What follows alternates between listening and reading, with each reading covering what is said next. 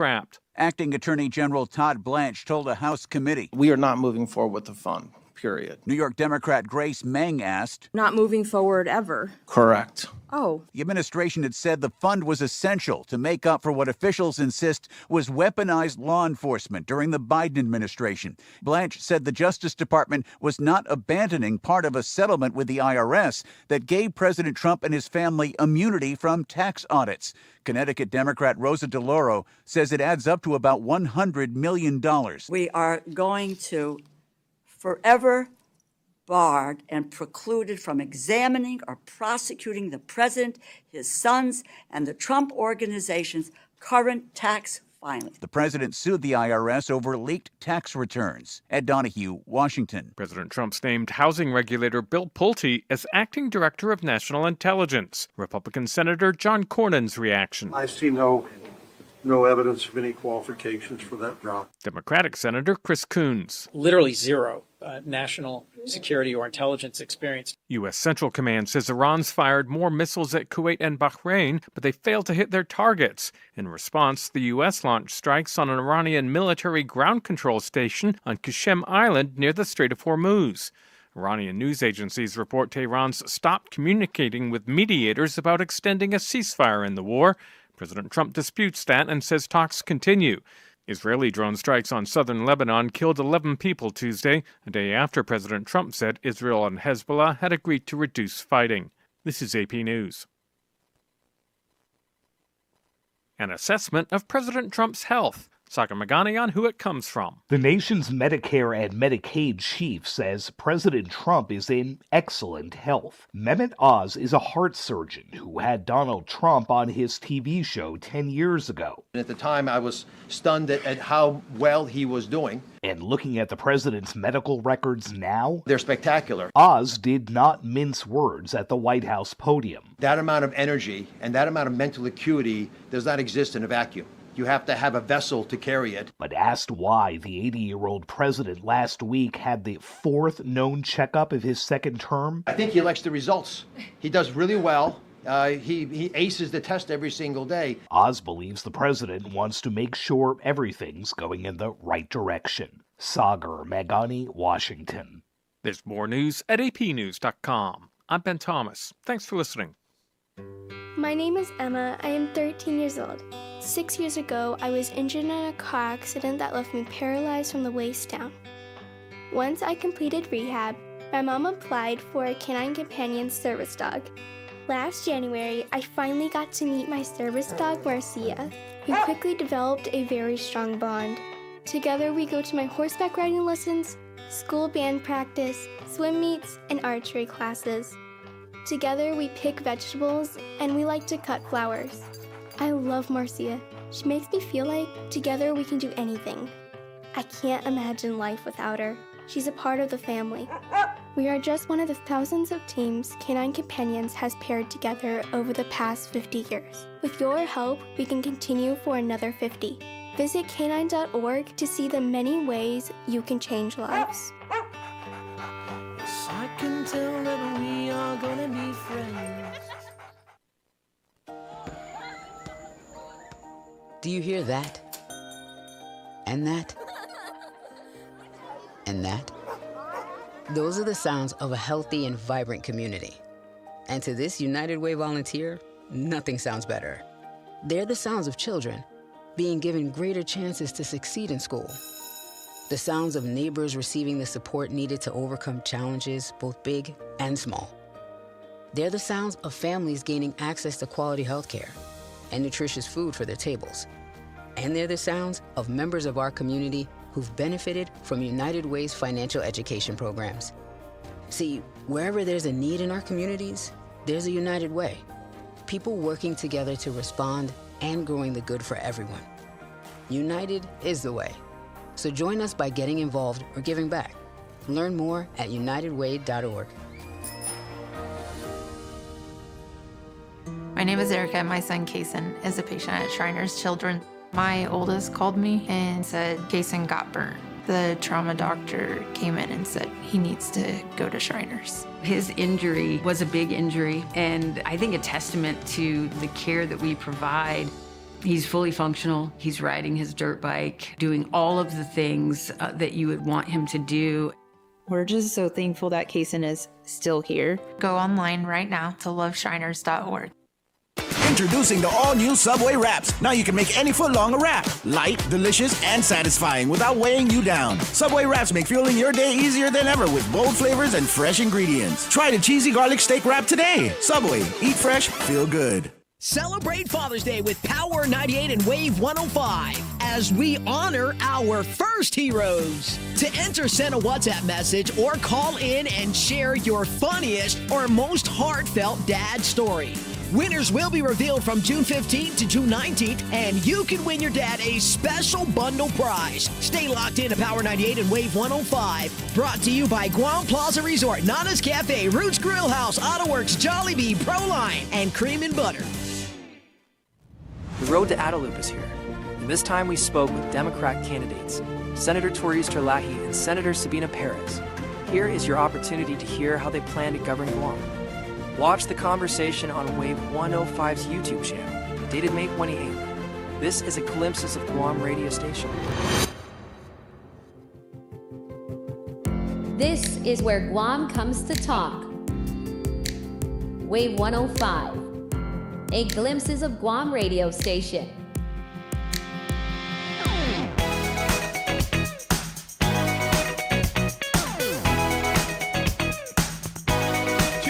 In the afternoon. Welcome to the show. This is Wave 105, and you're listening to The Bright Side. My name is Ryan St. Nicholas. Always a pleasure picking this gentleman up. The king of sting. The Ayatollah of rock and roller. I got to come up with more. I sound like a pro wrestler. Mr. Pauly Suba. You're my Paul Heyman. And I am your Brock Lesnar. Hey, old school WWF would be Bobby the Brain Heenan. Right. Bobby Mr. Fuji.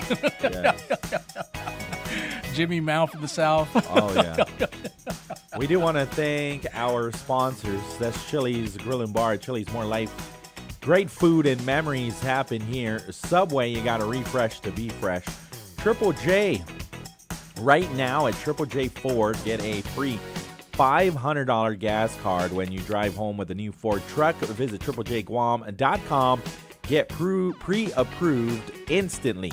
And GTA, we start with you.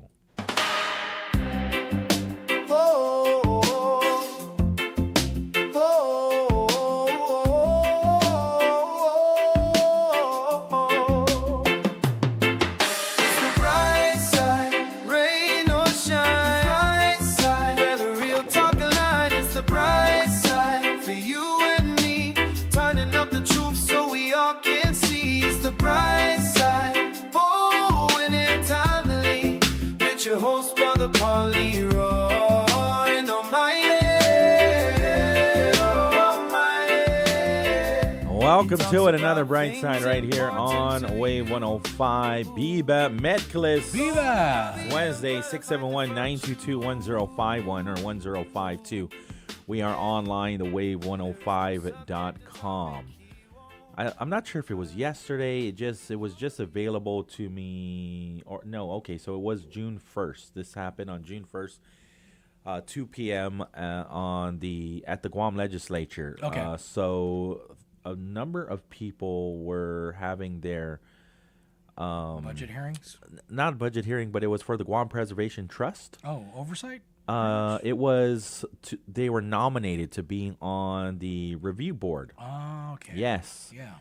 And so Pauly Eric Forbes and also Vincent Leon Guerrero. However, they have to reschedule because they weren't there to attend.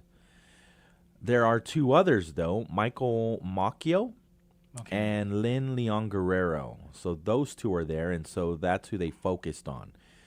And so Joe Kanata, he announced that he's retiring, right? Yeah. He said that he has worked with Macchio since 2005 and describes him as a professional, neutral, and effective leader who has helped guide Guam preservation efforts for more than 2 decades. According to Kanata, Macchio has consistently handled historic preservation issues fairly. He works well with both the Guam Preservation Trust and the State Historic Preservation Office. His leadership helped build the Preservation Trust into what it is today. The organization's success over the past 20 years reflects the quality of leadership provided by people like Macchio. Kanata says if the public is satisfied with the Guam Preservation Trust's accomplishments, much of that success can be attributed to Macchio's leadership. And then also Joe Kanata spoke in strong support for Lynn Leon Guerrero. She is one of the few Chamorro archaeologists working in Guam. She has spent years working in archaeology and cultural resource management. She helped organize and preserve artifacts at the Guam Museum and brings important local knowledge and expertise to preservation efforts. Kanata says Leon Guerrero would be an excellent representative for the archaeology profession on the board. So, Mr. Macchio, I just want to make sure that, being that we only have about 2 hours, right? We are splitting our time. We'll be done at 4, and then Odenfino Chamorro takes over, presented by the University of Guam Chamorro Studies Program every Wednesday, right, from 4 to 6. So I want to just start getting ahead of us so that we have time to play some of the ones. I would encourage everybody to watch it in its entirety. It's about 2 hours long, but especially when we're talking about preservation, when we're talking about archaeological findings, artifacts, remains, like this is just such a heavy topic, right? But I was able to gather some of the information that was shared again. And unfortunately, I mean, I knew it was going to come, and that's why I was grateful to listen to the conversation. The challenges that they face to just meet quorum. And so the Guam Preservation Trust, they have their own meetings, but not the review board. The review board hasn't met in over 2 years. Is it because nobody's showing up, or there's lack of membership? What? No, there's not lack of membership. It's just people don't show up. People don't show up. And also the way that they schedule these meetings there are too many factors that have to happen. They look to the SHPO to schedule the meeting, and then the SHPO is the one that sets it up and then decide or shares if there's enough resources or enough members to even have a meeting to meet quorum. When they do have a meeting, do they? Well, it's by law they have to make it open to the public. Yes. But if you don't have quorum, you cannot meet. Yeah, true. And so that to me is extremely frustrating and just unacceptable for a board to not be able to meet in over 2 years. I mean, if it's extenuating circumstances in terms of like, okay, I couldn't meet because of death in the family or medical emergency. But it's a recurring issue. Yeah, that it's recurring.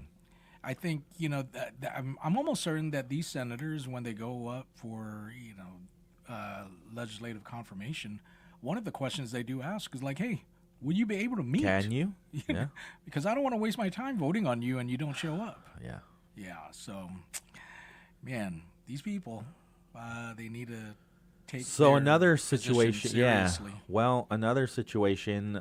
Michael Macchio is concerned with the way the Guam Historic Preservation Review Board works with the SHPO regarding the programmatic agreement. And it has been problematic for a while now. And it was interesting to hear that Michael Macchio, he's already part of the Guam Historic Preservation Office board, and so he would be moving over to the review board. And so he's already sharing on the record at this public hearing, or at this confirmation hearing, that there are some frustrations. Same thing with Leon Guerrero. She has her own reservations with the programmatic agreement. So I just want to get into that. And so if you don't mind, we're ready to go, right? I'm ready to go. Okay, so this is Michael Macchio, member Guam Historic Preservation Review Board, on his confirmation talking about, his concerns regarding the programmatic agreement.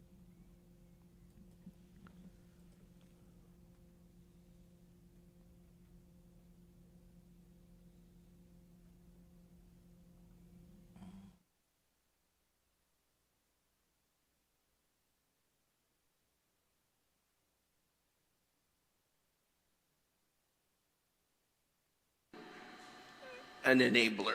I try to find common ground. I try to help the organizations that I'm involved with. I try to help them attain goals, right? So we'll drift a little bit to the elephant in the room. The last couple of weeks, it has not been great. The conversations with the programmatic agreement, that meeting, some of the activities that should have happened that did not. Some of the outreach that should have happened that did not. And I think I've had conversations with other board members, and I think we all are committed to really trying to work with this body and to work with the governor's office as well to improve that outcome. I think, some of the comments that were made during the I don't even know what to call it, the informal discussion, whatever that meeting was. I think that we really need to study how it got to where it was, how it took this very kind of odd path to becoming a meeting. And I think the other part of it is just to remember, because we're starting with the Guam Historic Preservation Review Board conversation and the Historic Resources Division conversation, that organization is a little bit split unto itself, right? So the State Historic Preservation Office, SIR, is a federal position, and so some of their funding, some of their capabilities is supposed to come through GSA. There's been conversation that hasn't been an easy path for them. Take that with a grain of salt. But I would also want to say that I think that it's time maybe to go back and look and dig in a little bit more about what we want the Historic Resources Division to be accomplishing for Guam. There are four general categories, right? There's preservation planning, there's compliance, there's registers, and I'm sorry, I just blanked out on the fourth one, but there are four general categories, right? And I think what happens is all the air gets taken out of the room, all the attention gets put on things like the programmatic agreement and the SHPO's role relative to working with the military.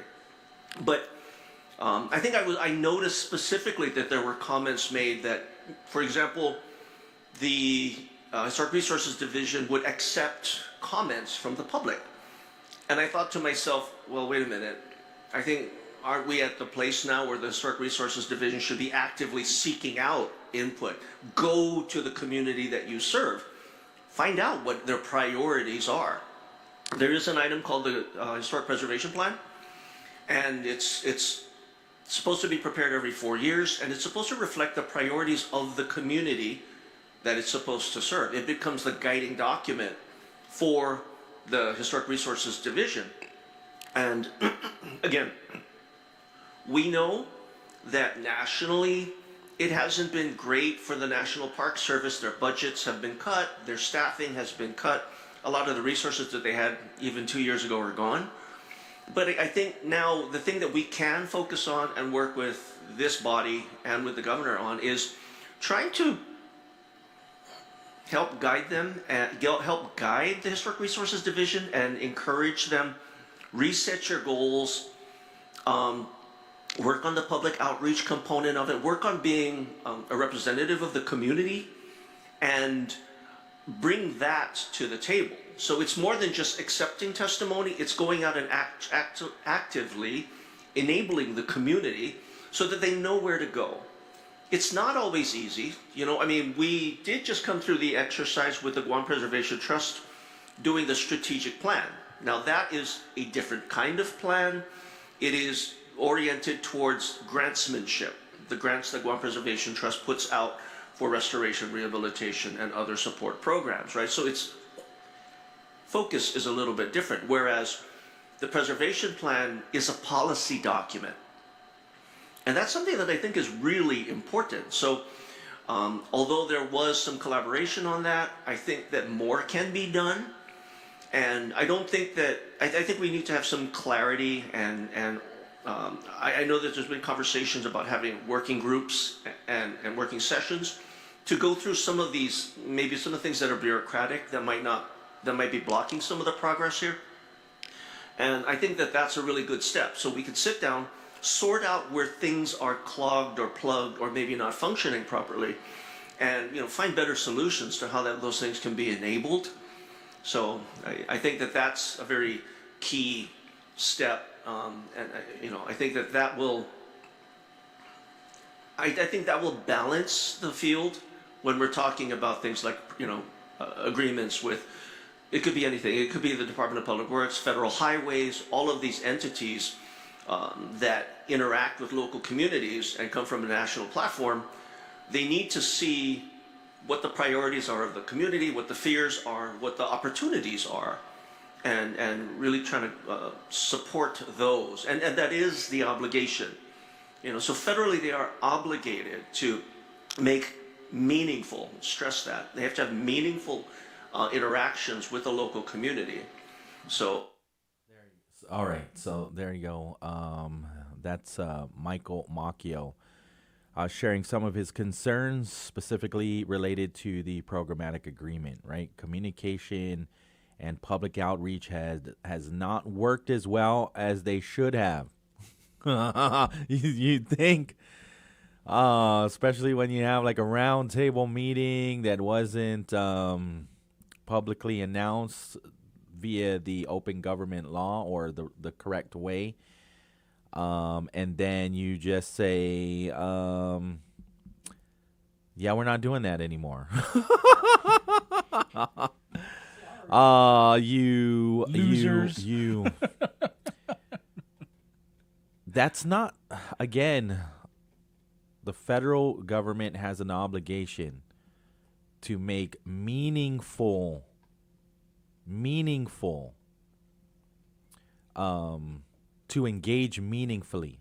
And he just shared that the SHPO is a federal position. And so it is also the SHPO that needs to make genuine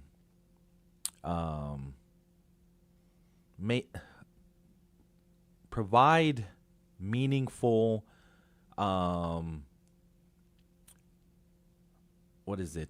not just times to meet, because I did see that his statement with the Guam Daily Post is like, anybody can just have a conversation with me. My door is always open.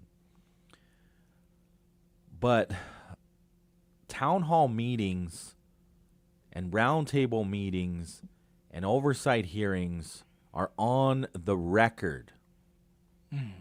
It just keeps honest people honest. It puts it all on the table. Anything can be said behind closed doors. So what's the issue here?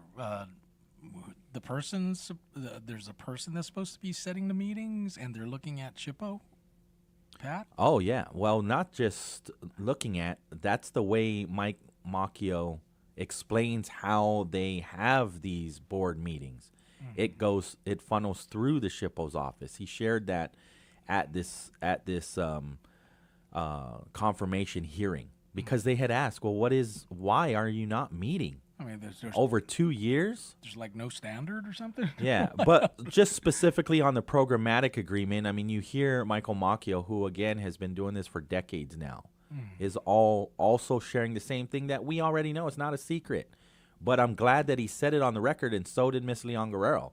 There's a lack of communication, specifically dealing with the programmatic agreement. And I don't think that you are fulfilling that obligation. Not the federal government making these meaningful these meetings where meaningful engagement can happen, genuine engagement. And honestly, like, when people are frustrated, that's part of the job. Yeah. Your public service is not easy. Part of the job of public service is to field criticism. Because what is the end result? I mean, it's an agreement. So there has to be a balance. There has to be people coming to the table, and there will be people demanding that some of their recommendations get added on to this agreement. I hear you. So Senator Sean Gumatautau asked, what do you think is the absolute biggest challenge Meeting? that faces the trust today in terms of its work? And so I want to get to that before we go to the break. Yes. So, yeah, I think we're there already, right? Yeah. Yeah. And this is just We got. because he asked the question to Miss Leon Guerrero. And so in a roundabout way, they kind of respond in the same way. So we're not going to play them both. Yeah. Both responses. So I believe this is Makio's response to Sean Gumatautau again asking, what do you think is the absolute biggest challenge that faces the trust today in terms of its work? You know, it seems like I met you when I first started my government service. And I asked the question of Lynn about the challenges that face the trust. I know I'm not going to debate a policy with you, but what do you think is the absolute biggest challenge that faces the trust today in terms of its work? Thank you, Senator. I think that it's really going to be keeping technical expertise high. It's hard. I mean, you've got a lot of people that are retiring out. No guilt intended. But it's something where we've got to make sure that we've got a lot of younger professionals that are empowered and able. As Lynn said, I mean, sometimes there's financial barriers to them coming into a profession that protects historic and cultural resources. That's almost crazy, right? But I think that that's one of the big things. The other thing that's facing, again, it's not just this community, not just the island communities around us, but there's been generally, in terms of the national policy, there's been a bit of a weakening for national parks related and preservation related activities, right? So we've seen that the funding's been rolled back on some of these things. We've seen that personnel, cuts have been happening, and I think it's going to be important for us as a community to manage what we can manage, right? We don't have any control over what happens in DC, but we can control what happens here.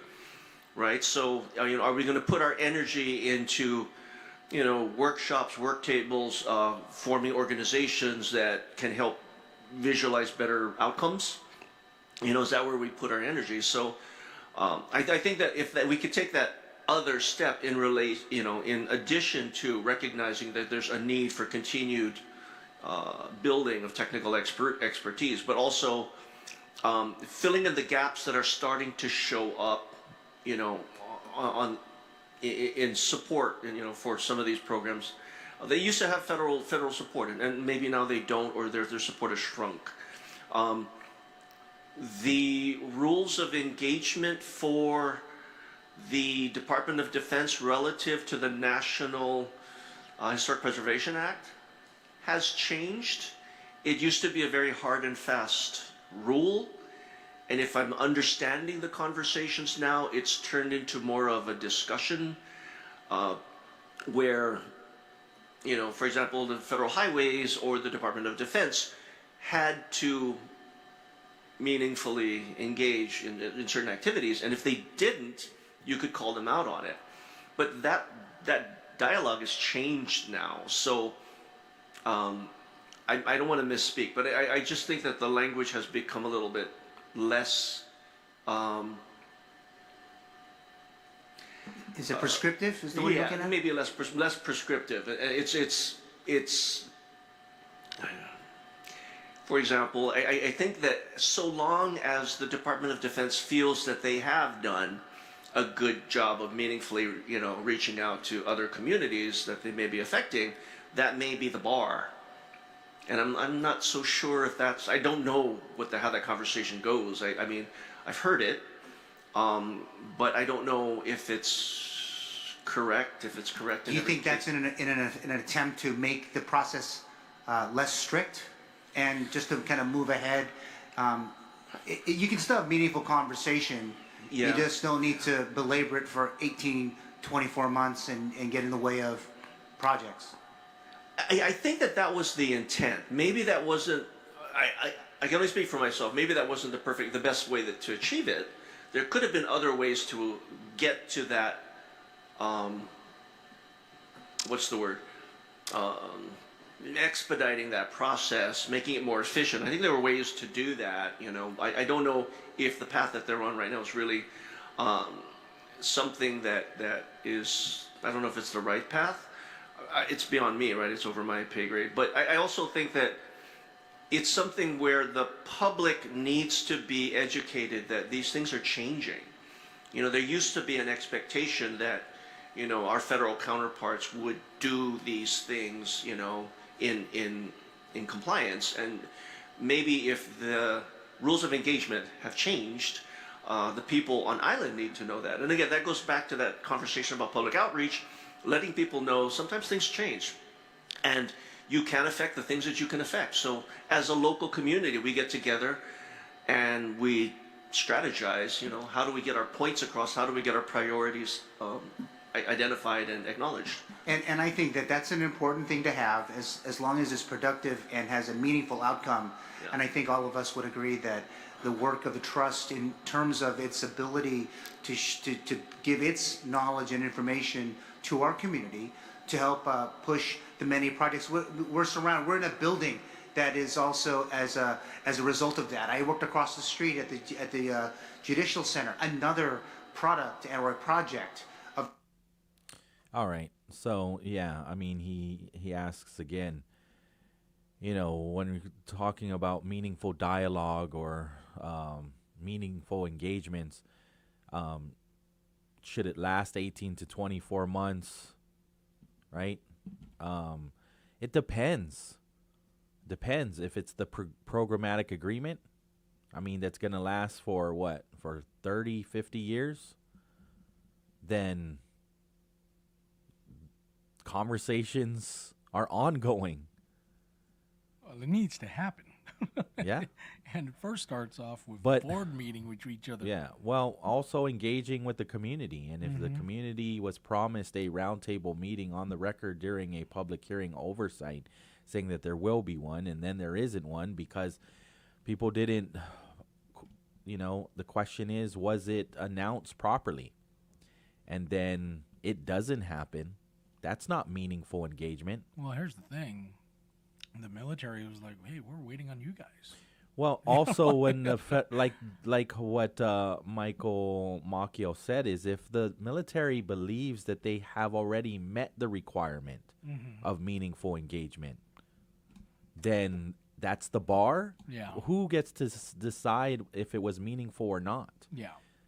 That again is where we look at our leaders, and if the community says no, then our leaders need to communicate that to the federal government. Exactly. That the people are not satisfied. So more engagement needs to happen. Not one individual just saying, yeah, we're done talking. That's to me, you're not doing justice for a community. We'll take the break. Yes. 2:34 in the afternoon. Wave 105. At Johns Hopkins, I'm Elizabeth Tracy.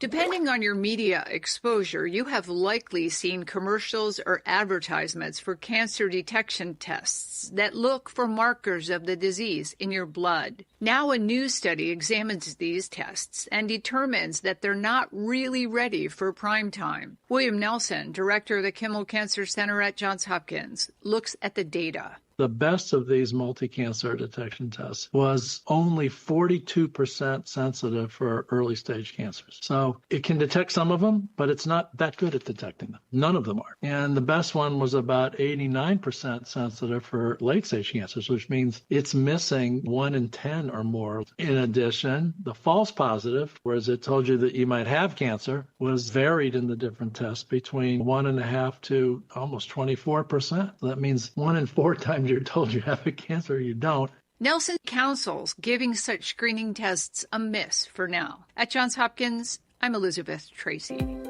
It's time to shed those socks and let your toes breathe.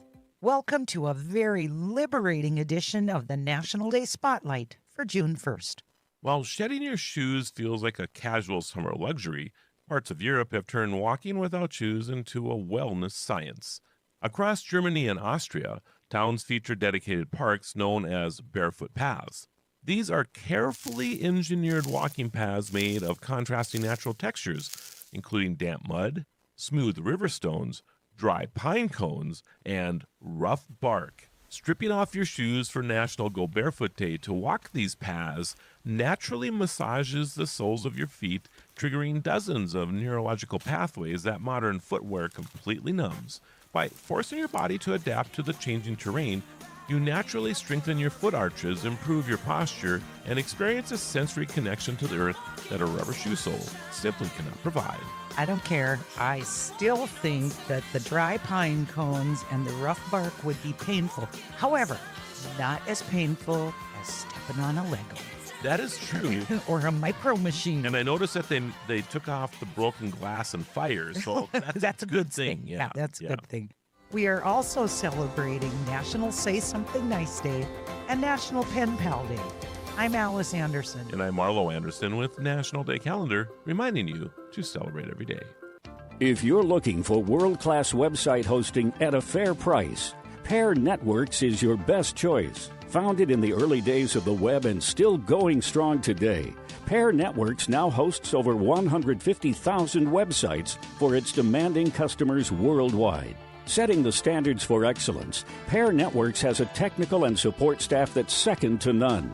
A highly stable company with top-of-the-line technology, Pair Networks offers total reliability and flexibility for your website, and even a money-back guarantee. Whether you're a professional web designer or a beginner just getting your site online, Pair Networks has a web hosting plan that's right for you. Make the move today.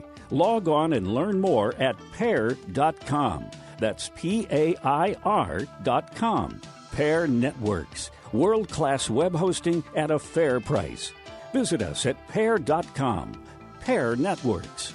This Father's Day, level up Dad's Ride with 20% off Nano Ceramic Coating. Go Global HP for style or Extreme Ceramic to beat the heat. Call 647-SLAM. Detailing and gift certificates available. When a warrior faces adversity, he fights through it. He finds a way. Freedom isn't free. Rolling strong. Belief. Believe you can, and you will. Wheelchairs for Warriors provides mobility solutions to veterans and first responders injured in the line of duty. Join the mission and visit wheelchairsforwarriors.org. The road to Adelup is in full swing. We recently spoke with Democrat candidates Lieutenant Governor Josh Tenorio and Senator Tina Munilla Barnes to learn more about their vision for Guam. Catch the full conversation that took place on May 26th on the Wave 105's YouTube channel. This is a glimpses of Guam radio station.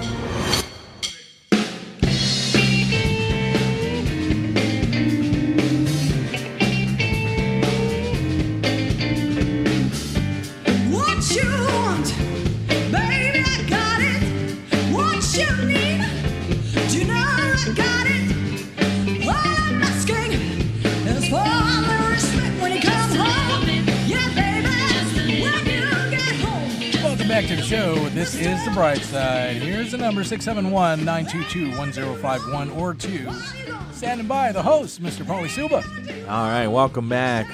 So we're going back and looking at the confirmation hearing for Michael Macchio and Lynn Leon Guerrero. And so during the confirmation hearing, Macchio says the Historic Resources Division should revisit its mission and priorities.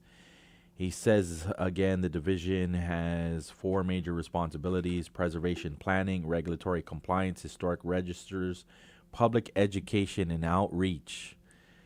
He believes too much attention has been placed on military-related reviews while other preservation responsibilities have received less focus.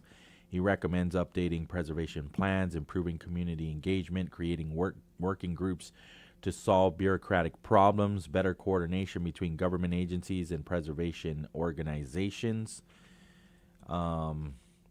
And then some of the other challenges that we're facing as far regarding preservation. Well, Lynn Leon Guerrero, she says that the Preservation Trust has done a good job reaching the community and should continue expanding outreach. Macchio says the biggest challenge is maintaining technical expertise as experienced preservation professionals retire. He says Guam needs more young archaeologists, more historians, more preservation professionals, and better training opportunities. He also expresses concern about declining federal support for preservation programs nationwide. And so Senator Chris Duenas asks about balancing historic preservation and development. I know that that is a concern in the community. And so he also looks at what was recently said by Guam EPA at a recent hearing. And so some of that got brought up as well. And so we can play that one. You know, we're trying to get to that point where it's just a matter of compromise. I really appreciate your perspective, and I wanted to just go one step further. You know, recently EPA was before us on a different matter, but they brought up some significant information that I think we're all kind of familiar with, and that is, I guess, when the federal side, when they want to get things done, they provide resources, right? So we understand that they put quite a bit of investment in for review and other things to make sure EPA can, do its work and do it maybe expeditiously for things that, benefit what needs done moving forward. Have you seen that in this side of the House? Because I understand when we've had discussions where SHPO's come down, there's been, they've had representation that, there's resources that are put into this. I'm just wondering the balance, and if you can speak to that in terms of I don't know, I don't like to say sides, but there is a side, the side of preservation and the side of moving forward. And you're right, it's really a balance. And I think that that's always been an issue and a problem, and it's something that we all need to work on because we haven't really found that balance yet. I look forward to your voice, and I certainly look forward to voting on your confirmation. And Mike, we've known each other for a long time, and I appreciate the work that you've put in as well. So you've heard what Ms. Lynn has had to say. I mean, do you share those thoughts? And obviously it seems like you came here today with that on your mind, so can you just maybe expand a little bit? And what do you see in terms of with Ms. Lynn joining you as well, and maybe heightening your role and your kind of your visibility? With respect to Lynn being on the team, the thing that I love about it is now we've got somebody on the team that speaks the lingo. Archaeologists, the rules of the Department of Interior standards, the archaeological best management practices, it can be overwhelming, right? And so having somebody on the board that can speak to that, to talk about the details, to talk about subsurface exploration, to talk about LiDAR, 3D imaging, etc., right? These things are important, and I think, again, it helps us move the bar forward, right? It raise the bar. So we improve the products that we can go for, improve our own equipment. We can do more with what we've actually got. That's kind of the immediate takeaway of having Lynn with us. And I think everything she said has been very spot on.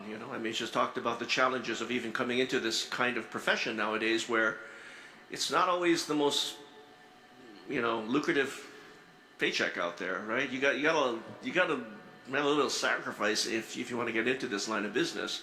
And you got to get used to fighting. You got to get used to arguing with people and just kind of standing your ground and promoting what you feel is right. So, but I think again, she's been doing it so well for decades now.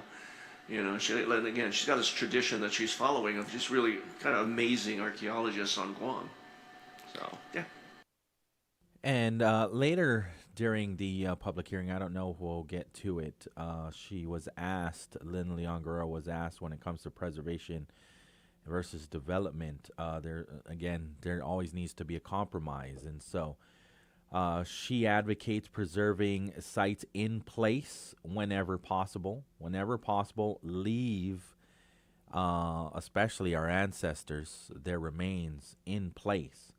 However, not every site can realistically be preserved exactly where it is. She believes in preservation decisions should consider cultural significance, community value, project impacts, and practical alternatives. One of the reasons she shared one example of why they shouldn't always just be, the remains should not remain in place, because it was under a driveway or, in front of a restaurant. And so basically they they put a road over it. And so cars are driving over it on the daily to go to the restaurant. And so she didn't think that was showing respect or providing the dignity of a final resting place. I'm like, can you imagine at a cemetery, a road, we're out of room, we're going to have to put a road over these burial sites. And so she shared that example as to not always, they have to be realistically preserved, she says. There's a number of hotels. Nico does an exceptional job. They have a lattice stone area where remains were buried there, over by Subaki, which is not too far from Nico. There's a section there too. There's a memorial there too. I think Crown has a section too, off to the side. It's a little dignified place where you can meditate, you can pray. Yeah. I think it all just does come down to providing a dignified, respectful area, and it might not be buried in or where the remains stay exactly where they are, because of development. It might need to be moved over 100 feet, 200 feet, 500 feet to a more dignified space. So this is where we get to the part where where senators, specifically Senator Perez, but you could tell that other senators were concerned, most especially Senator Tristolai, as to why, I don't know, just on the record, because nobody else brought up, hey, why are you guys not meeting why haven't you met for 2 years?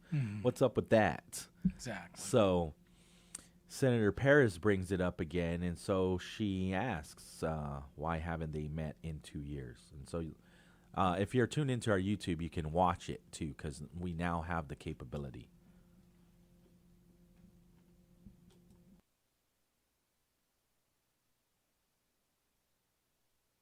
Was never created.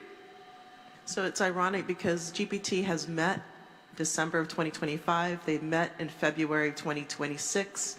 And yet this board has not met in 2 years. So who is in charge of setting up these meetings? Is it the SHPO? Yes, well, the process is I request the SHPO to establish the meeting. He's then going to contact the rest of the board members, establish quorum, and then once the quorum and the date are established, he issues the advertisement. So we did request that process. We got a little bit further doing the piggybacking of the review board meeting off of the GPT board meeting, But again, in terms of GPT can't create the agenda for that board meeting for the review board or for the SHPO's HRD. HRD is the one who has to generate their own agenda. No. Yeah, so do you have the ability to go ahead and, procure this on your own? Or does it have to go through the SHPO? I was told I do not. I was told by staff from the SHPO's office I do not have that ability. So there's definitely a preferential bias here, because if GPT can meet the same board members, why can't this board meet as well? So that's a glaring disparity here. So let me just move on. The National Historic Preservation Act. What is your beliefs regarding the National Historic Preservation Act when it comes to Section 106? But when it comes to programmatic agreements. When it comes to the Preservation Review Board, they have not met for about 2 years. And he serves as the chairman, right? And so he has said, as the chairman of the Guam Historic Preservation Review Board, he said that he has repeatedly requested meetings. He has sent numerous emails. He proposed alternative meeting locations and solutions. He even offered to host meetings himself. According to Makio, meetings could not move forward because of administrative and procedural obstacles within the Historic Resources Division and SHPO. And so there's you just heard Senator Sabina Perez saying that that sounds a lot like bias, like that it's got to go through the SHPO's office, and they're telling you that you can't move forward with the meeting without them. So,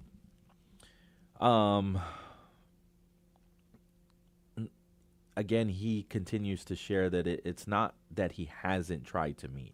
There are a number of variables. When Senator Teresa Lai was asking the same question earlier, people's schedules and whatnot, as far as meeting quorum.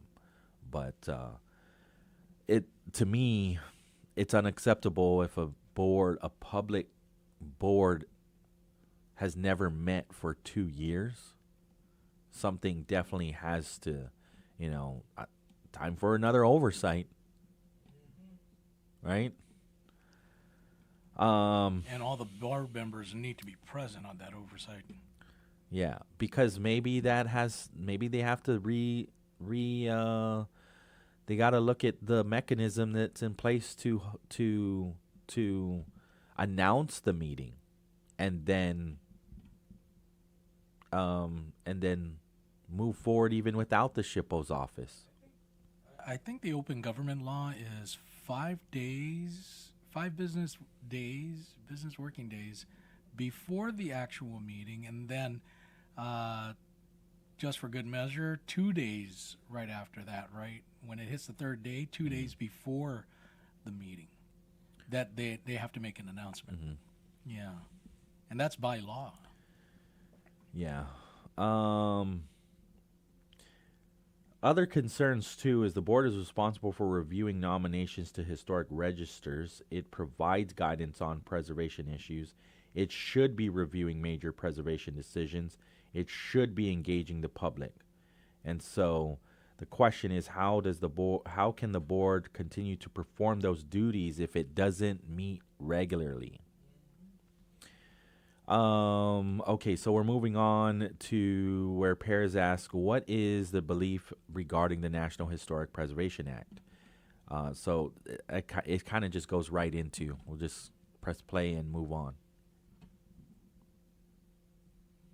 Because if GPT can meet the same board members, why can't this board meet as well? So that's a glaring disparity here. So let me just move on. The National Historic Preservation Act. What is your beliefs regarding the National Historic Preservation Act when it comes to Section 106, when it comes to programmatic agreements? Programmatic agreements are the exception, not the rule. So for most cases, the NHPA process can and should be intact. Again, what we read is that the programmatic agreement is something that they initiate if they believe that if the entity on the other side, it doesn't have to be the DOD, it could be federal highways, it could be anybody. But if they feel that there's so much work that they will not be able to get through it in a reasonable time frame and they want to deal with it in, for lack of a better word, packages, then they go that other route. I'm paraphrasing, right? So I think it's a legitimate question. Is the programmatic agreement even really necessary? Now, again, it depends on what components of the programmatic agreement we're talking about. They're all a little bit different because the projects that they're taking on are all a little bit different. So I would say it depends on the specifics of that project, which ones are available to go through the conventional process and which ones are not. And so it's been said that programmatic agreements can help identify cumulative impacts. Has the board ever looked at the cumulative impacts of any of these programmatic agreements? It was requested during several board meetings while we were still meeting, right? So yes, we looked at, for example, even for the first programmatic agreement, we were looking at cumulative impacts along the shorelines and conservation areas within the ocean. So those things were which programmatic agreement was this one you're referring to? 2011. Okay, this is Yeah. the marine relocation one. Right. Okay. Right. Not the 2008. Have you ever seen any cumulative impacts on that? I want to say there were. I don't remember it specifically. Oh, I want to say there were, but I don't remember it specifically. So, but the request for cumulative impacts has been put forward several times. So this is critical because as a board, this is part of the education process. So we need to evaluate whether these agreements are really in the best interest of protecting our historic sites. And so really this is a responsibility that seems to be have been neglected because we don't have that information in front of us. You say that there have been some talk about it, discussions, but it hasn't reached the general population. And this is one of the things we look to in regards to the Historic Preservation Office as a regulatory body.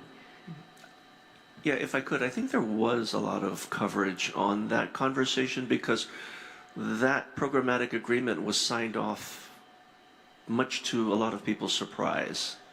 It was not, historically, I don't think it was a consensus moment. It was sort of a surprise that it was signed off. So we thought it was still an ongoing conversation. Yeah, so, but the board still can have its own work and responsibility, correct? They could still work independently of whatever is signed. Can they still advocate? Advocacy is there, but in terms of getting technical support, issuing grants, bringing consultants on board, those require the staff of the HRD. So the board needs HRD in order to execute a lot of the services. So as a board member, what do you think your priorities will be?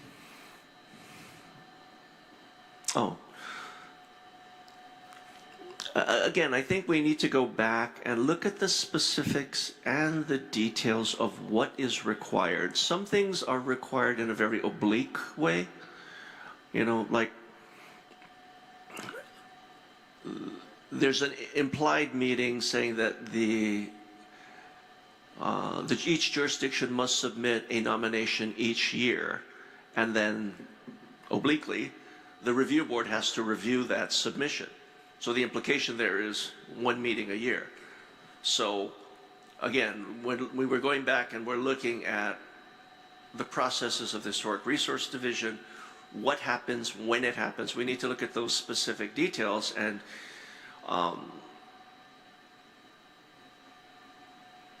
make the changes that need to be made. Again, I don't know that all of these are within the power of the review board to make. We'll have to study that as we go forward. But yeah, I think again the organized public outreach is a important step, because going beyond that comment that I alluded to earlier was like, HRD will accept comments, I think falls short of the need or the expectation of the community. So your priorities are, sorry, can you just reiterate what those are? Oh, I think we need to look at the details of what the structure is. How often can the board meet? How often must the board meet? What items must be addressed during the board meetings? And clearly outline what happens if the board meeting doesn't occur. If there's a lot of effort to have a board meeting held and it doesn't happen, what is the repercussion of that? You have an oversight and you ask why you haven't met, and then if it's 2 years, bye board, and bring more in. I mean, we've seen this. The governor too has just said, "Yeah, you, I don't need you anymore. Here's your letter. Thanks for your service." Whether we agree with the governor or not, that's how it can go. But that's unacceptable. And, that's the part that's kind of confusing to me. When you have, let's just say, the Chamorro Land Trust Commission, by the way, KGUM-FM in Dededo, when you have two very active commission board members like Dave Herrera and John Ibanez, very active in their board, they get dismissed. Thank you for your service letters. But a board that doesn't meet for 2 years, I mean, I'm sorry, you're getting nominated again? You're doing a disservice to the people. So I agree with Mr. Macchio where it says we have to clearly define. Do you know where you clearly define? In the agenda that gets announced, the public announcement. That's what you talk about. Whatever has been agreed upon. Whatever you decide. You're the chairman. You decide what you're going to talk about. And then you go line by line, right? 1, 2, 3, 4, 5. These are the things that are going to be talked about at this meeting, and this is the day that it's going to happen. You publish it, and then you meet on the day that you said it was going to happen. And then if you don't meet, then, no quorum. It happens. However, you have enough board members to eventually meet within 6 months. Come on now. Mr. Ibanez and Brother Dave, right? They were very, very active. Yes, extremely. Met when the meeting was there. These guys haven't met for 2 years. And no one was dismissed. No one was saying, "Hey, thanks for your service. Peace out." I think we do a lot of things here backwards. We'll take the break. There's just a couple more clips that I want to play from this one, and then we'll move on to JP Torres Academy, Success Academy. They graduated. Their ceremony took place this morning, and it's it is bittersweet. I mean, commend them. So many challenges they faced as individuals and then as classmates, right? And they were able to overcome that. And this is a culmination of that, celebrating all of that, not just the success, but the challenges that they overcame. And this is the final cohort, the final graduating class. So we'll do that a little bit later in the 3 o'clock hour. And then, of course, like I mentioned, from 4 to 6, we know this every Wednesday from 4 to 6, Onen Finu Chamorro, presented by the UOG Chamorro Studies Program, all right here on Wave 105. We are able to get you the AP News headlines. So that's coming up right here on Wave 105. You're listening to KGUM-FM Dededo, Wave 105.1 FM, the Talk of Guam, a proud Glimpses media radio station. AP News, I'm Marcela Sanchez. Acting Attorney General Todd Blanche will appear on Capitol Hill today for his first congressional testimony since taking the reins at the Justice Department.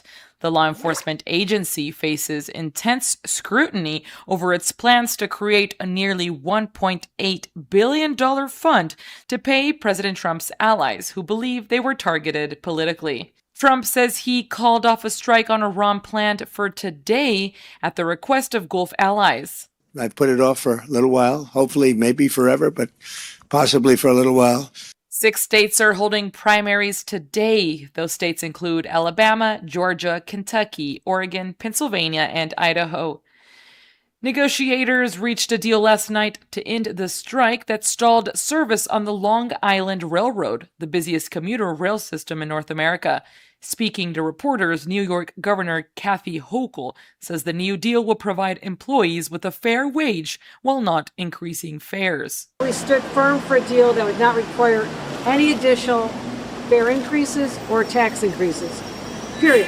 Full stop. Authorities in San Diego are planning to execute search warrants related to yesterday's deadly mosque shooting. Police say 2 teenage suspects opened fire at the Islamic Center, killing 3 men.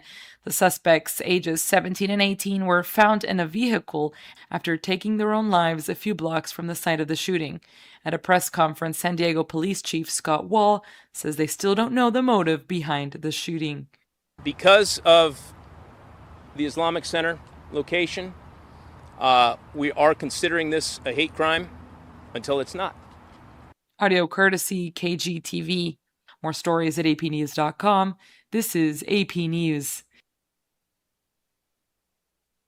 Aaron Rye's victory in this year's PGA Championship was a historic moment over 100 years in the making. To be, a person that's the first one to have won it in such a long time from England is an amazing thing and something to be extremely proud of. On Sunday, Rye became the first English-born golfer to win the PGA since Jim Barnes in 1919. Extremely proud. There's a lot of incredible and historic English players over those 100 years who have gone on to achieve incredible things and had phenomenal careers. The 31-year-old Rye is the first player of Indian heritage to win a major. I'm very proud of India and Kenya as well. My mom grew up there, and my mom's side of the family lived there for a number of years before they moved to England. Rye closed with a 5-under 65 for a 3-stroke victory over John Rahm and Alex Smalley. I'm Gethin Coolball. And I'm Marcela Sanchez, AP News. AP News, I'm Marcela Sanchez. Russian President Vladimir Putin is traveling to China to meet with Chinese leader Xi Jinping, less than a week after President Trump wrapped up his own trip to Beijing. China is hoping to maintain stable relations with the U.S. while also preserving strong ties with Russia. Acting Attorney General Todd Blanche will appear on Capitol Hill for his first congressional testimony. The agency faces scrutiny over its plans to create a nearly $1.8 billion fund to pay President Trump's allies who believe they were targeted politically. Location sharing is changing relationships. I'm Cooper Lawrence, health and wellness expert, and this is all well and good. Sharing your location with people has quietly changed the way we communicate, and not always for the better. Researchers at the University of Illinois surveyed people across the U.S. and UK and found that on average, people shared their location with nearly 4 others, though some share with as many as 83. People share for 4 main reasons: safety, practicality, casual use, and relationship maintenance. But there's quite a cost. When you can see someone's location, you might skip calling them. That way, technology starts making the social decisions for you. Younger generations barely blink at this, older ones find it unsettling, but both are already living inside of it. I'm Cooper Lawrence, and this is all well and good.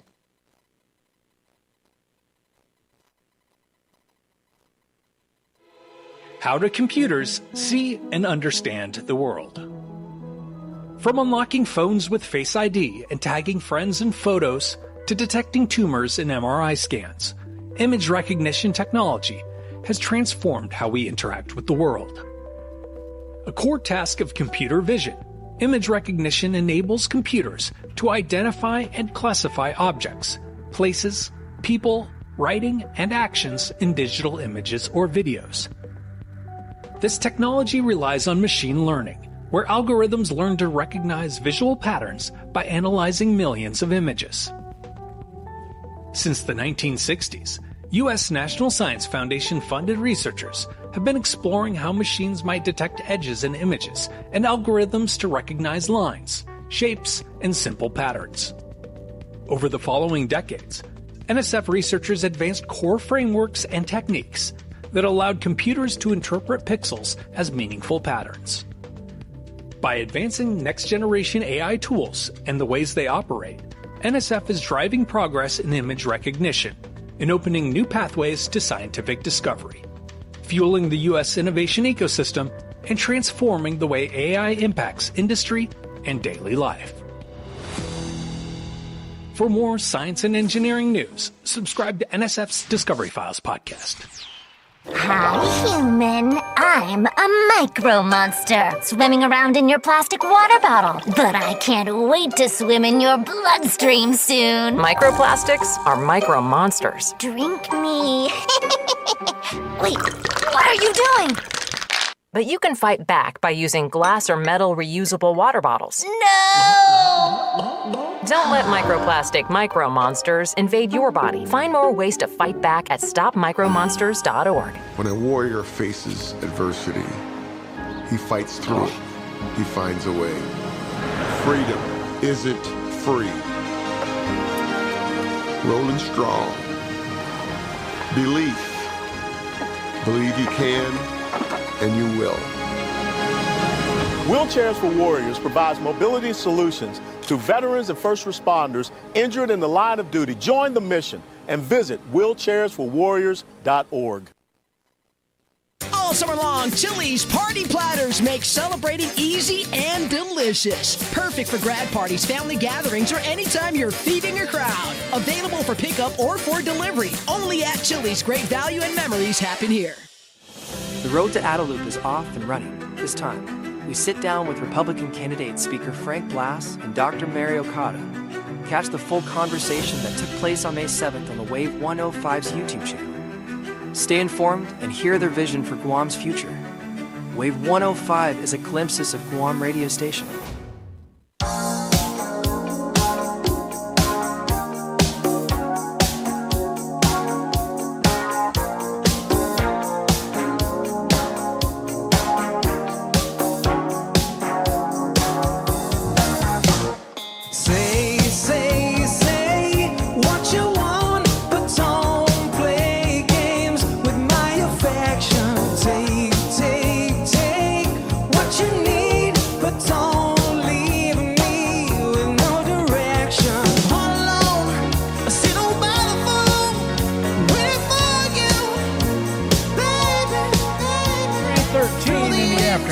Welcome back to the show. This is the BrightSide right here on Wave 105. Let's bring up the host, Mr. Pauly Suba.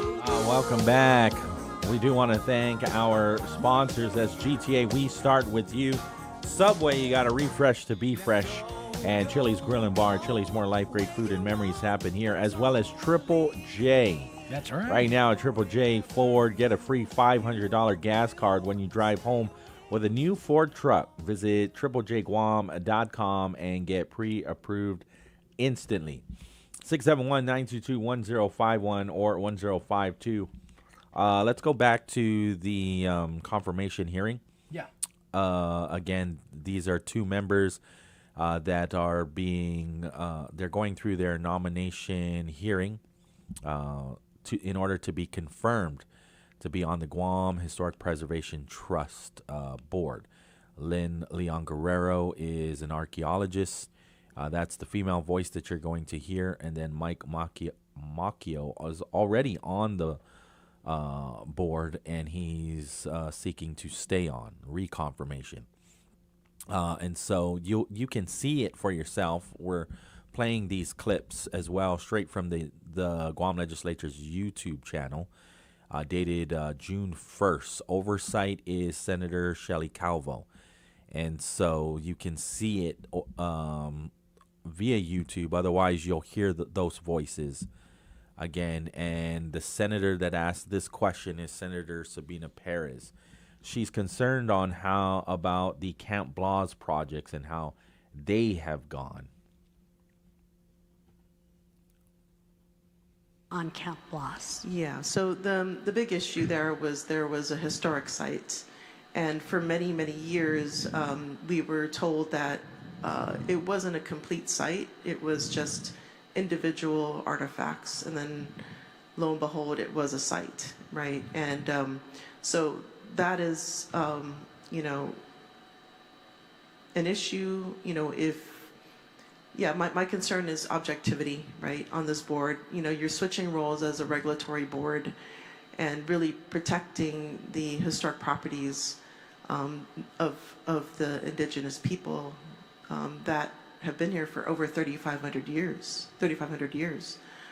And so, you know, things like this, you know, huge destruction of sites, it's very, you know, in the community, it's very heartbreaking to see that we don't have a recourse in these things many times, even though we speak out, right? We speak out, we advocate for these things, and only to see it erased before our eyes. And so this board is really critical in assuring these important sites, historic sites, are protected in perpetuity. I think for every artifact that's destroyed, we're destroying our connection to our ancestors, right? And so this is what we expect of this board, is to be a true advocate for the protection of these very invaluable cultural resources, right? And, I agree with you totally. I myself have been very frustrated. And there's only so much I can do as well, but I do try and advocate by communicating more with the contractors I work with, you know, letting them be aware of what we're looking for, what we're doing there, and answering any questions that they may have. You know, so it's been difficult. It's been difficult, but you know, I try and advocate just by better communication with the people that I'm working with our clients. And there's been times where the archaeologists have been asked to come in and do a presentation on what, you know, to expect. And in showing the different artifacts, we also try and explain the importance of them and the importance of our work. And so I believe in a lot of projects that relationship has helped, because a lot of people have a better understanding of why we're there and what we're doing. have you had a chance to look at the draft programmatic agreement? I have, and there are some issues that really need to be addressed. Okay, so what were some of the issues that you saw? There's quite a few, I think, like you said, it's just more communication with the public, because I think the public become frustrated when all they hear about are site destructions or not being given the opportunity to provide more feedback on our culture and our sites that are identified. And I think that's kind of been a problem with me is, you know, there's a lot of people specialists that are coming from off island and having to deal with the archaeology and everything, and they're learning. And we don't have that many locals. So, you know, for me, it's just been very difficult. And I think that we just need to do a better job of educating the people about the significance of our culture, of the sites, and of the artifacts. And so, you know, there are times when we've had off-island archaeologists come and, you know, ask about certain things. And so we try and educate them about that and the importance. In looking at our laws, where do you think we need to strengthen it? You know, like Mike Macchio said, I think the language. we really need to focus on the language. There's a lot of loopholes. Things are not as clear. So yeah, I think it just needs, we need to work with SHPO on the language. Because, like with development, I know there's some development that have gone on just because they found different loopholes within the law. And I've also worked with a lot of firms where they want to do the right thing. They want to do the right thing. We've communicated, we've educated them on it, but the process has been so long. A project that's supposed to take maybe a year will take 5+ years just because it has to go through all the bureaucracy. So I think we really just need to focus on the laws, on language, on providing specific SOPs for how things need to be done. And yeah, I think that's one of the things that is that's just the fundamental, and we don't have that fundamental because right now we have executive orders, that people can follow or not. Would you be willing to share your list of concerns regarding the draft programmatic agreement? All right, I so think you it's get the just, gist of it, right? basically just what I said. We just And needed. so some things we definitely just need more concerning. There are communication. loopholes. Yeah, so would you be willing to? More communication with the public is needed. That's an ongoing statement from a number of people that were at this public hearing that spoke. She says,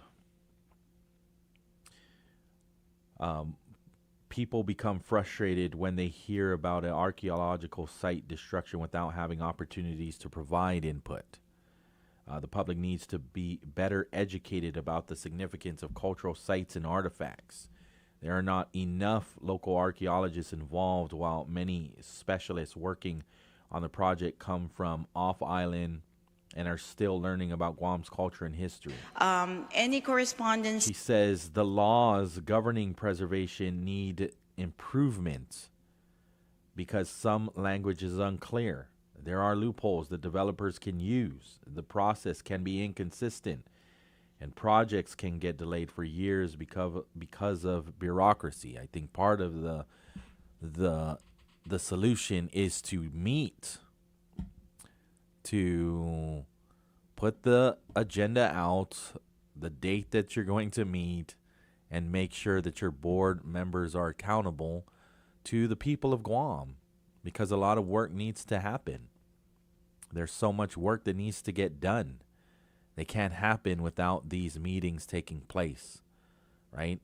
Because again, we need to understand, and it needs to be public, so the public can feel like they understand how the government is speaking for them or working for them.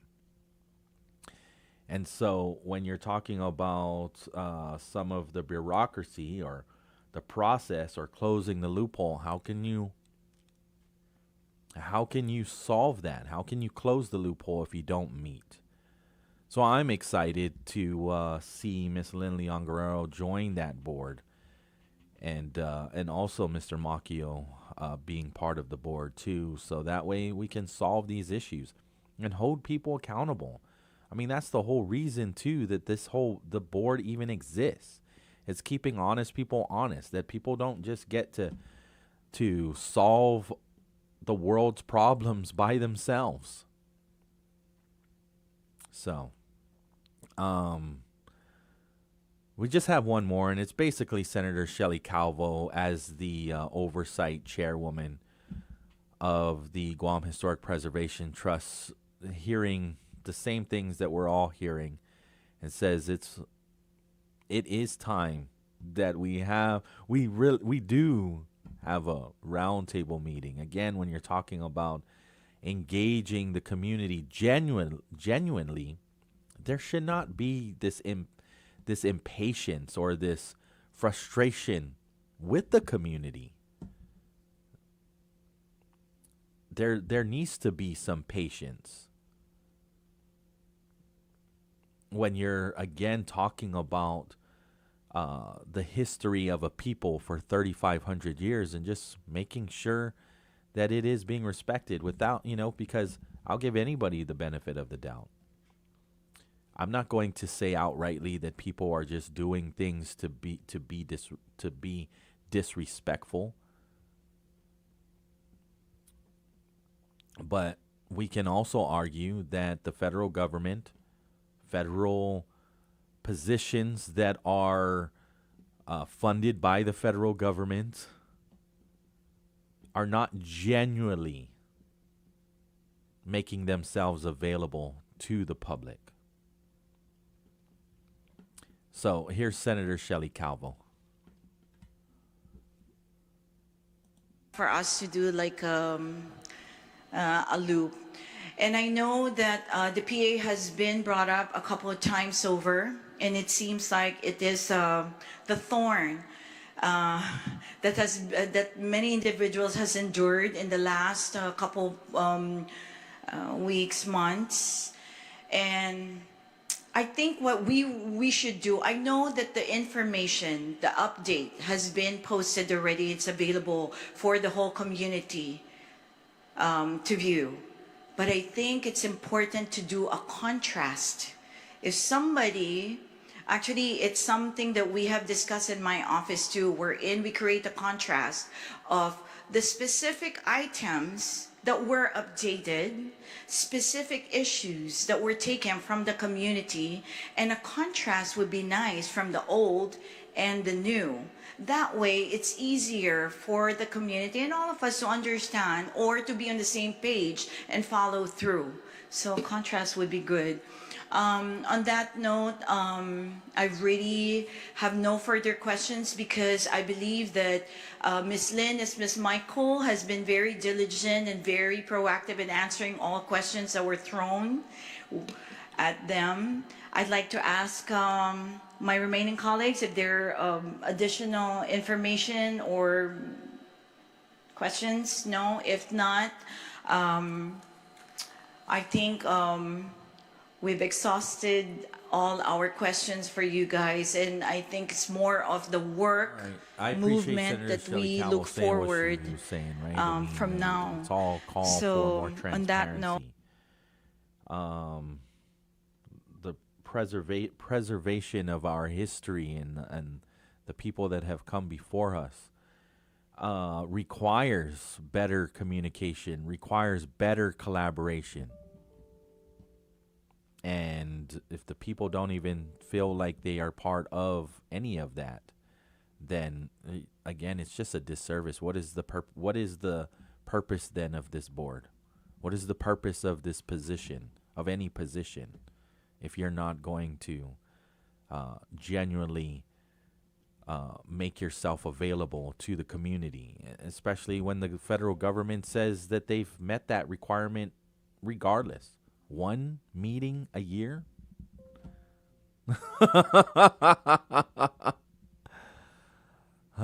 Please tell me they don't get a stipend.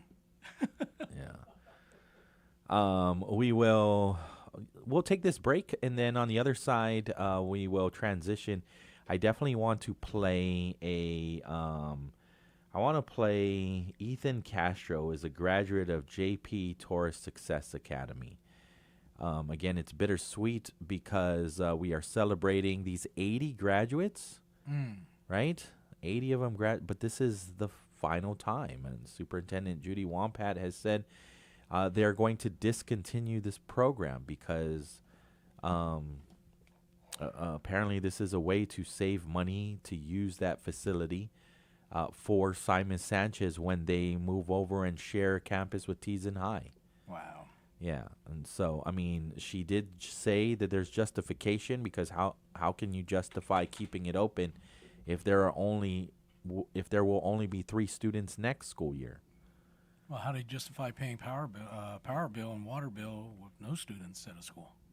This is true. There goes saving money. This is, yeah. That's closed, mind you. So, the only thing that I would counter that is I don't think that there will only be just 3. Maybe there are 3 current. But people have challenges in their life. People make mistakes, but it's not even about mistakes. I think it's just sometimes just life gets in the way. And you got to provide more opportunities to these young individuals. You need to provide them second chances and third chances. And that's what I see JP Torres Success Academy as. However, there are other programs that are available, and I agree with Dr. Judy Wampat, as long as they do make those programs available. I think, though, that you will find more. Eventually, you will. I mean, there may be 3 current, but what happens in a school year? Just ask any truant officer. Just ask any teacher. Students don't show up. People fail. Students fail classes. Eventually, they're going to need a program like JP Success Academy. And do we have those kinds of programs? Well, I mean, we have Esmudzao. We have Guam Community College. Right? But, I mean, when you see those 80 smiling students and saw that they did it all together, I mean, they built that community. Not just the students, but the teachers, the faculty, the staff, the parents, the guardians. My goodness, GDOE did that. That's something to be proud of. You should be proud of that program. And it's coming to an end. We are going to take the break. Wave 105. If you think cooking breakfast for your family is stressful, try scrambling thousands of eggs in a giant pan over an open fire. Welcome to the National Day Spotlight for June 3rd. The ultimate celebration of National Egg Day takes place in the southern French town of Bessères during their annual Giant Omelette Festival. Napoleon Bonaparte once ate a regional omelet here and was so impressed that he ordered the townspeople to gather every egg in the village to prepare a massive version for his entire army. Today, that tradition is kept alive by a literal society of chefs who stand over a 4-meter wide skillet. Using giant wooden paddles shaped like rowing oars, they crack, beat, and scramble over 15,000 eggs simultaneously to feed thousands of spectators for free.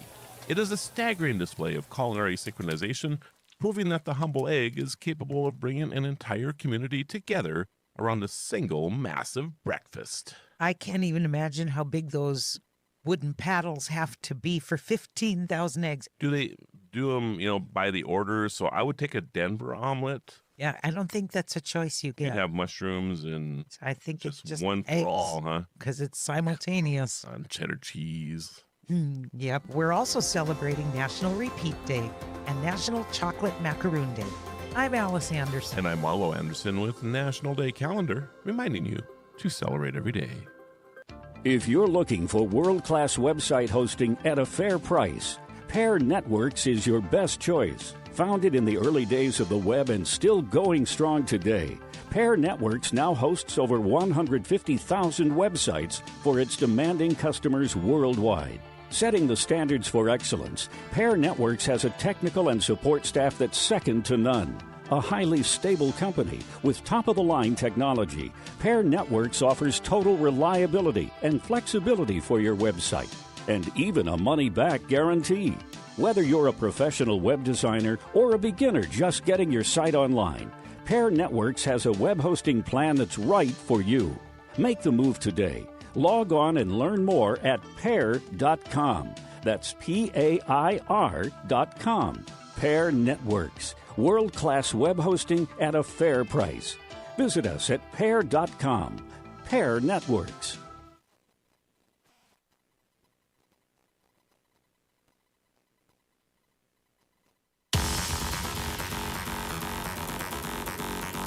It's 3:34 right about now, and that means it's time for our first look at your daily commutes.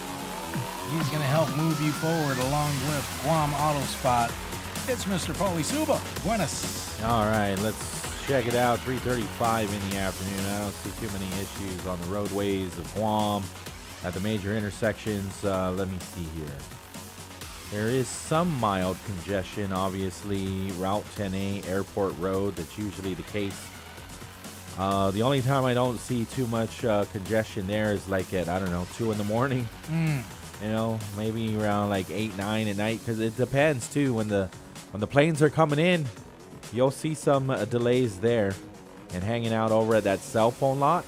Yeah, I feel like that was a very good idea.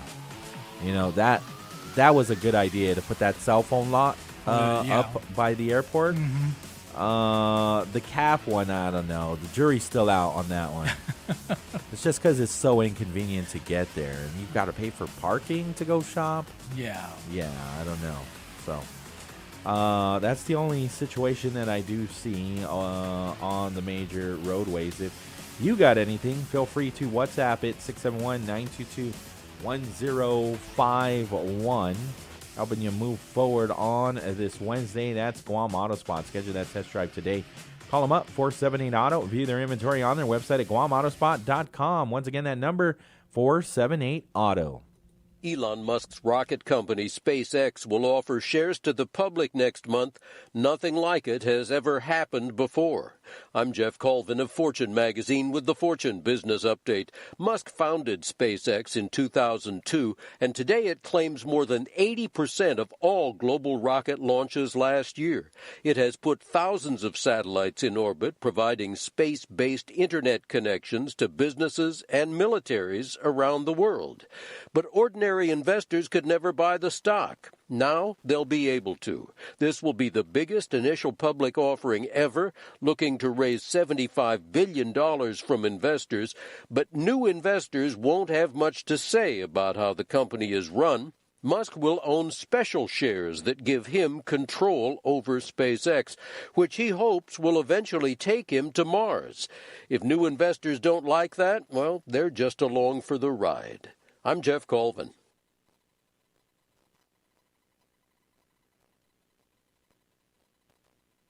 Truck season is here at Triple J Ford, and we're blowing out deals on America's toughest lineup. Drive off in a new Ford Maverick starting at just $33,995, or step up to the legendary F-150 starting at $44,995. Need more capability? Check out the Ranger, Super Duty, Bronco, Explorer, Transit vans, and more, with dozens available to choose from. And for a limited time, get a free $500 gas card with your qualifying Ford truck purchase. Get pre-approved instantly at triplejguam.com. Triple J Ford, built Ford tough, built for Guam.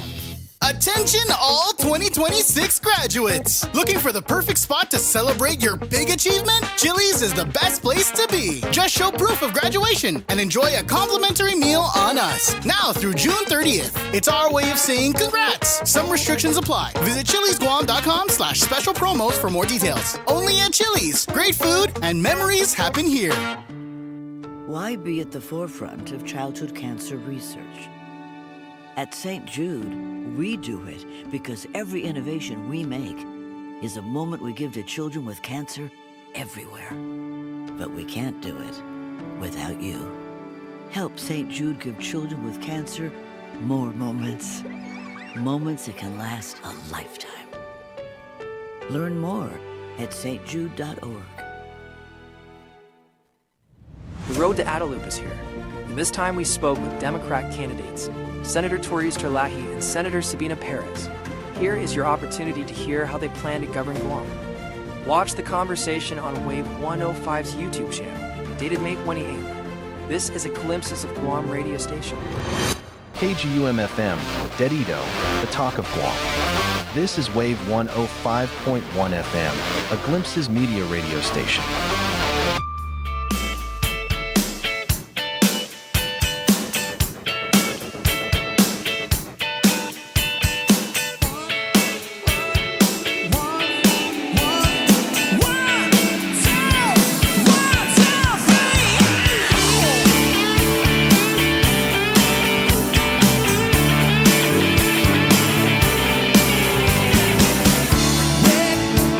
Kiss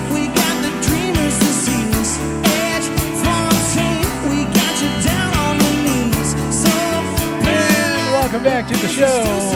3:40 in the afternoon. This is the Bright Side. Right here on Wave 105. My name is Ryan St. Nicholas.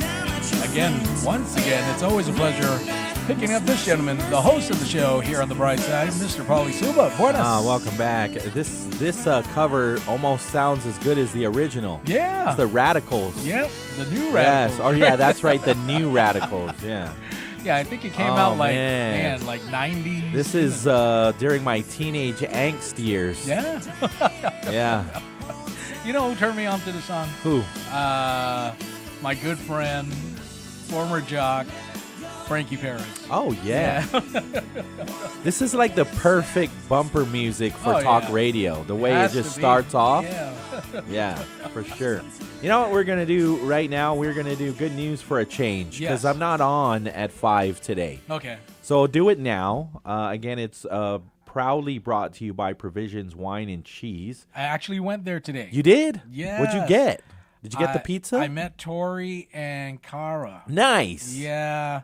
And I was like, I actually heard about this place. Yeah. And a little gentleman told me, Pauly Suba, about this place and everything. I didn't even tell him who I was. I'm like, but yeah, I heard you guys had some pizza. Yeah. And I didn't know it was kind of like a wine and cheese Yes, place. yes. And, it was very, very classy. I mean, they're called Provisions Wine and Cheese, yeah. Yeah, very classy. And man, when I was when I was in there waiting for my sandwich to be made, I didn't order pizza. Okay. There was people coming in Yes. and out, and then it was like, we really like. I think it was Tori that said, we really like it when we're busy here. Yeah, and for sure.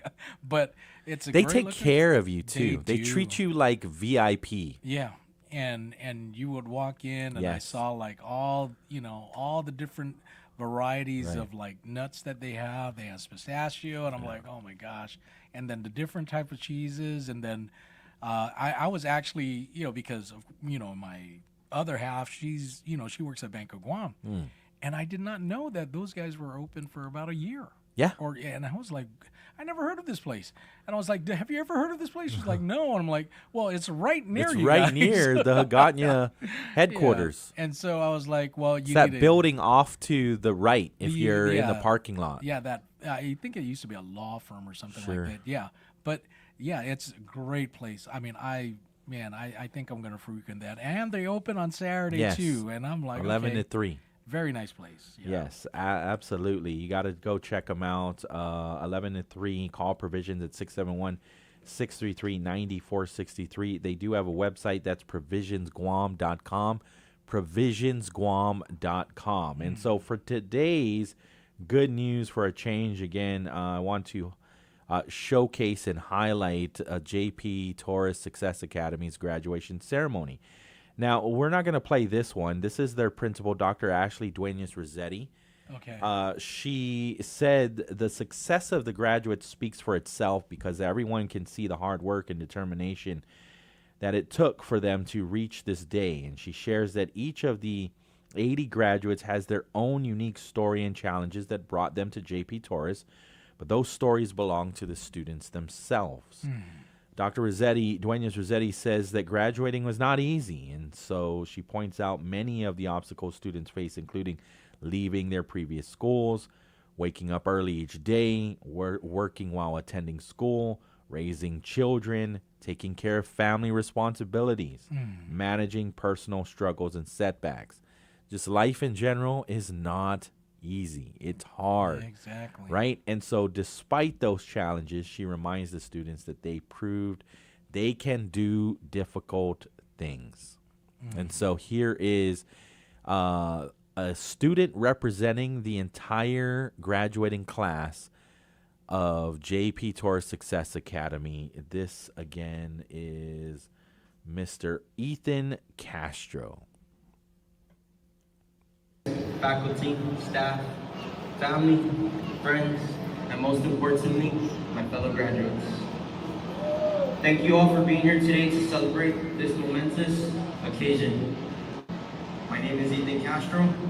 I want to begin by expressing our gratitude to the administration, faculty, and staff of JP Torres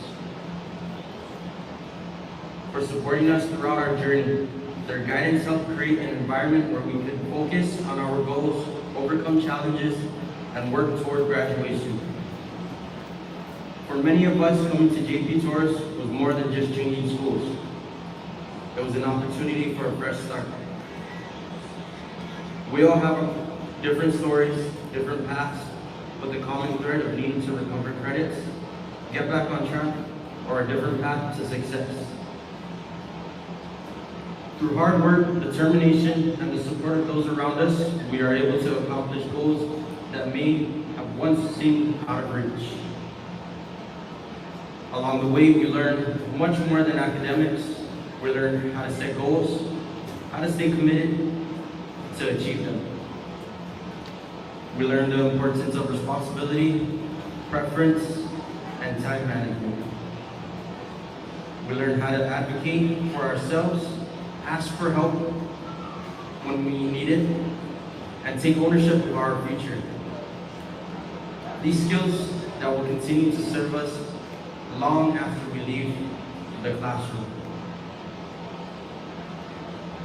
The small classes gave us the opportunity to build stronger connections with our teachers and our classmates, allowing us to receive the support we needed while also learning how to work with others.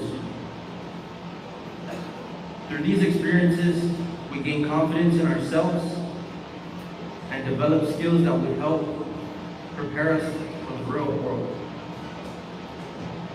I would also like to take the time to thank two people who played an enormous role in my journey to success: my mother and my father. Without their constant love, motivation, and encouragement, I would not be standing here today sharing my story. They pushed me to keep going when things were difficult, and they always believed in me, even when I doubted myself. Mom and Dad, thank you for everything you have done for me. This achievement is just as much as yours as it is mine. Today, as we celebrate graduation, we are not only celebrating the diplomas we have earned, but also the growth we have achieved. We are leaving here with a greater understanding of who we are. We are capable of and the goals we want to pursue in the future. As graduates, we should not focus on our setbacks in life, but stand proud of how far we have come. The challenges we face did not define us, they strengthened us. The lessons we learned did not just prepare us to graduate, they prepared us to move forward with confidence and purpose. While this may be the final for our program, this is only just the beginning. Congratulations, JP Torres Success Academy, class of 2026. This is not the end of our journey. It is the beginning of a new chapter. Let us continue to set goals, believe in ourselves, and strive to success in everything we do. Viva JPTSA! You know, you can't help but get emotional. I don't know any of those graduates. But I think, no, actually, I do know a few. When they announce the names, like, just hear it. You can't see them all. You can't see the crowd. But they were screaming extremely loud, just showing that love. About 80. Wow. Love and support, right? And so you just heard their family, their friends, co-workers, mentors, right? Just celebrating them. It was just beautiful to see. Congratulations. Yeah. So again, good news for a change, brought to you by Provisions Wine and Cheese.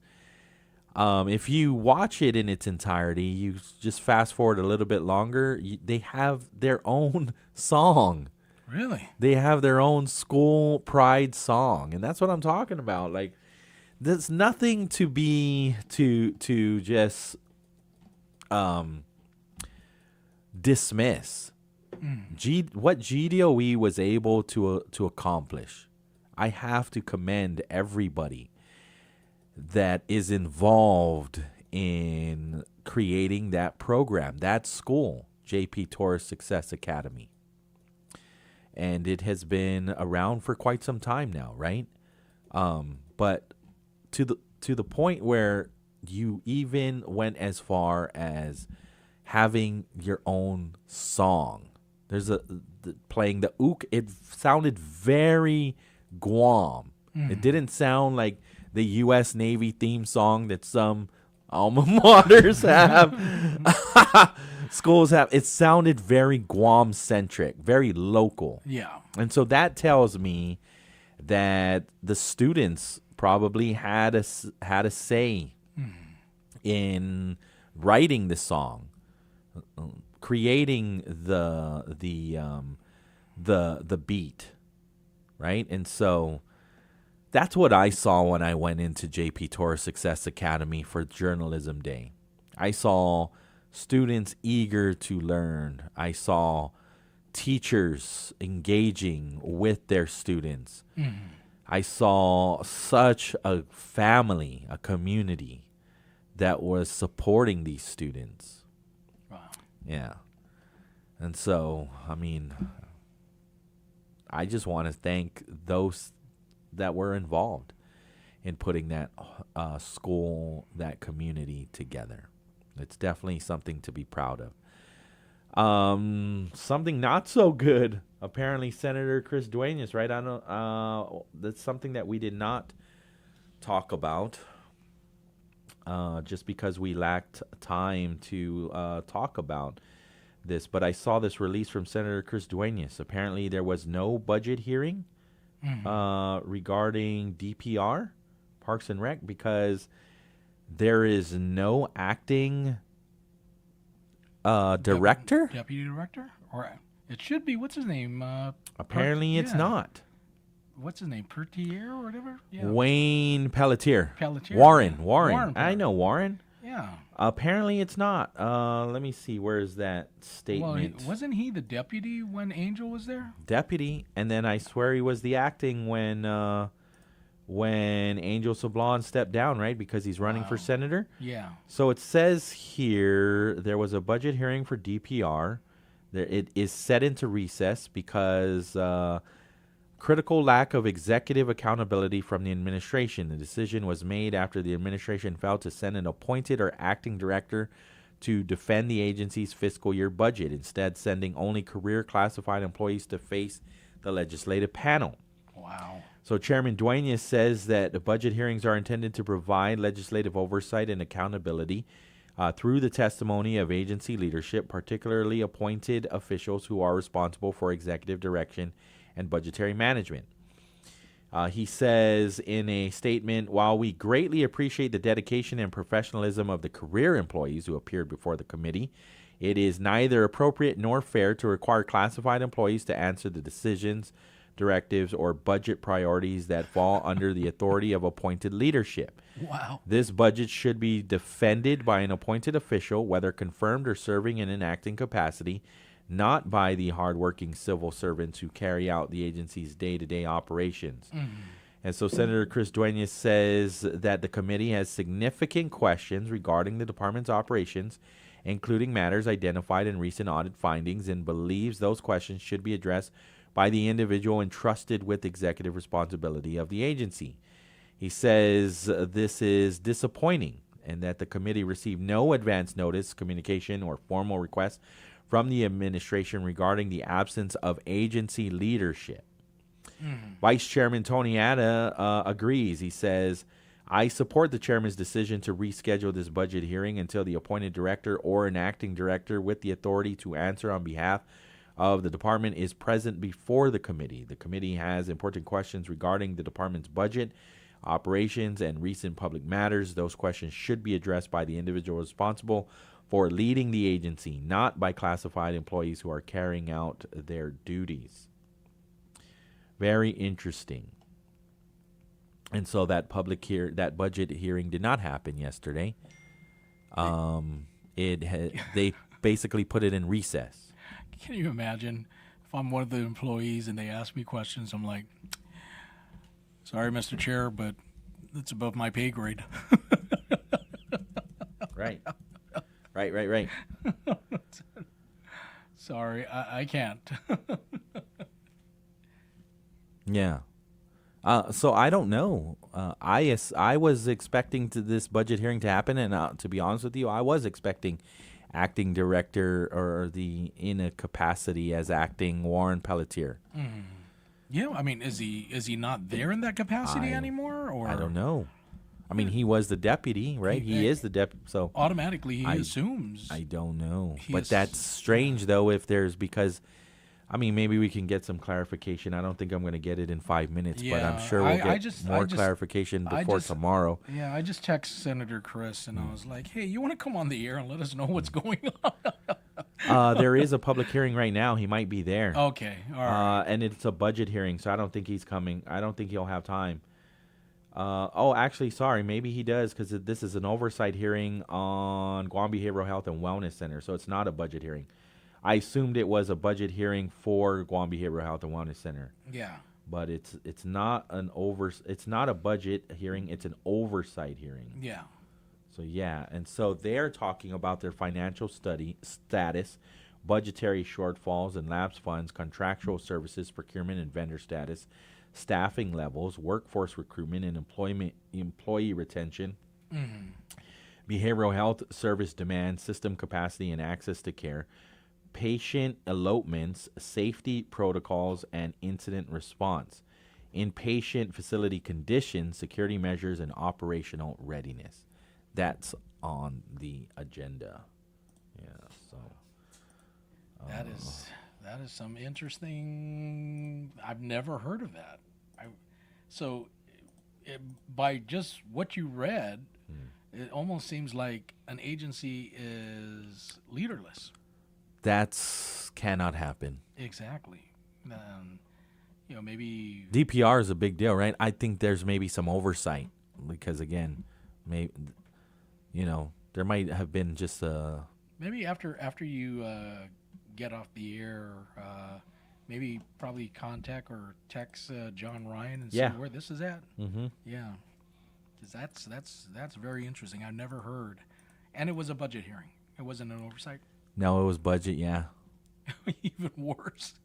I mean, I agree with Senator Chris Duenas. If this is a budget hearing and you're going to bring in, I mean, at least they sent somebody. Yeah. However, he looked at him like, are you the acting? Like, no, I'm a classified employee. I'm like, well, yeah, we're not going to do that to you.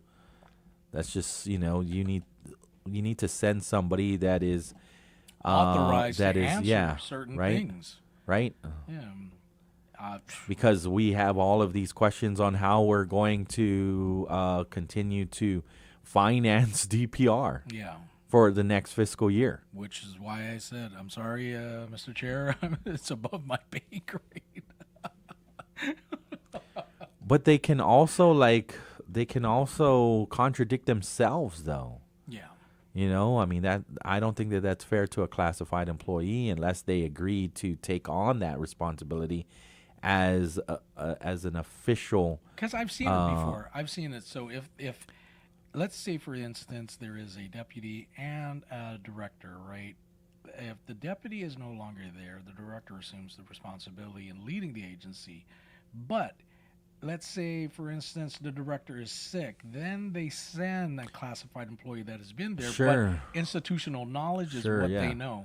Well, and they sit side by side, and administrators sit side by side. I mean, we see that with DOC, and I've where seen the director's right there, and then there's the administrators for the different divisions within DOC. Same thing with GPD. They would always go to these people because they would know. Look at what we're seeing right now. There is a classified police officer as the acting director of DOC. Yeah. But all of that, has to happen through the authority of the governor. So, I mean, maybe, again, I'll get more clarity once we take this break, and I can share that information with you if I get a response, or we'll start the show tomorrow with the response from the government, from the office of the governor, as to who is acting director or interim director of Department of Parks and Recreation. Time for me to get out of here, make some room for Senor Ron Laguana. He is in the building. So the University of Guam Tomorrow Studies Program presents Oden Finu Tomorrow from 4 to 6 right here every Wednesday on Wave 105. So everybody continue to be safe. Look out for each other. Be kind to each other, especially out on those roads. KGUM FM in Dededo, Guam. KGUM FM,